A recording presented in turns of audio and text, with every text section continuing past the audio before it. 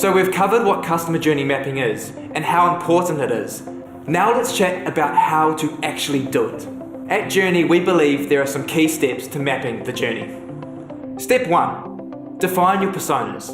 That is, who your customers are and what their motivations and pain points are. Step 2, define the stages of your customer journey. Then, after you've done step 1 and 2, go through each stage and consider these. The persona's goals, the persona's pain points, typical questions, touch points, their emotions, channels used, and of course, any improvements you can make along the way. I'll go into more detail about each of these shortly. Ideally, you will do a customer journey map for each of your customer personas. For large organizations, this isn't always plausible, but it's a good idea to do this exercise for at least your top 3 to 5 personas. To make this process easy we've created a free customer journey mapping template. At the end of this webinar, we'll show you how to access this template for free. But for now, let's go through the specific steps in a little more detail. Step 1, define your customer personas. You might already have defined your customer personas. If you have, amazing. It's now a good time to dust them off and put them to good use. If you haven't, the first step to journey mapping is defining your most common customer personas. As I said, about 3 to 5 of these is a good start. Here's what the layout might look like using our handy dandy JRNY persona template. We'll also show you where to get this at the end of the webinar. Forget about the journey and sales funnel at this stage. The persona exercise is all about understanding what motivates your customers, their demographic, what their needs are, their hesitations, and their concerns. To find out information about who your customers are and what their pain points are, we recommend using Google Analytics demographics and interest sections, although always take the result with a grain of salt. Customer feedback surveys are a great way to find out their queries, feelings, and motivations. And talking to your customer-facing staff will also help. Remember, the aim is not to define every one of your customers, but to personify the cluster of target customers. Here's an example persona. Meet Sally and Dave. Sally and Dave are a middle-class couple in their 40s, living in the suburbs with 2 teenage children. Now that the kids are older, they need a larger home.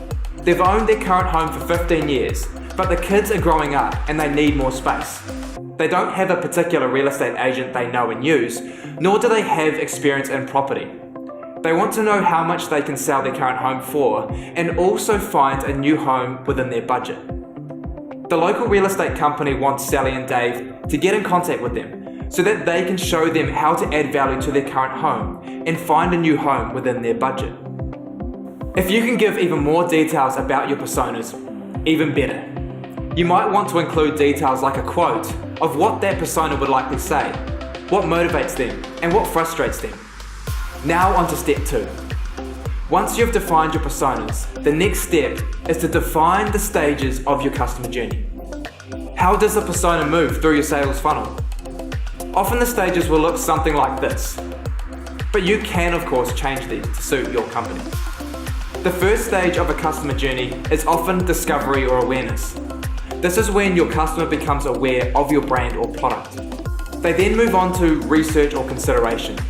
This is the stage where the consumer forms a need for something and researches their options, considering your brand or product. Next up, if they haven't already dropped off, is purchase or conversion. This is where they become a customer, making the decision to use your product or service. Then the customer is onboarded and actually uses your product. Finally, the last stage is retention or renewal. The journey doesn't finish at being onboarded. Will the customer renew in the next period? Can you retain them as a customer? Can you convert them into being a promoter of your company and recommending your brand to their friends and family? And of course, they could drop off at each stage of the journey. Let's take a moment for a quick celebration. We've just covered customer personas and the stages of the customer journey. Now for the final piece of the puzzle, mapping the journey of each persona through the various stages of the journey. Let's go through these one by one. Again, feel free to change these to suit your company and personas. Step 1. The first exercise is to define the customer's goals. What is the user trying to achieve at each stage? Perhaps early in the discovery awareness stage, they want to find an insurance company that offers contents insurance. Or say they're in the consideration stage. Perhaps they want to compare pricing across your products. Once you've filled out their goals for each stage, move on to their pain points. Here you can consider what pain points and service barriers exist for that persona. Perhaps in the awareness stage, they want to find out all contents insurance companies, but your site isn't showing up in the Google search. Or, for instance, in the consideration stage, it might be hard to find pricing on your website fast enough. Maybe they hate waiting on a phone queue, or waiting for email replies for a busy sales team. Now think about typical questions the persona might have at each stage. What does a user want to know or find out? Do you offer contents insurance? How much does it cost? Can I cancel at any time? The fourth step is touchpoints. This section considers the points of interaction between the users and your company, involving a specific need in a specific time and place.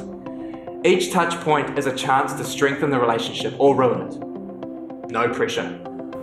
Touchpoints might include finding and landing on your website, filling out a contact form, phoning up and waiting in a queue, emailing back and forth for pricing options, and finally signing up. List all of the touch points at each stage.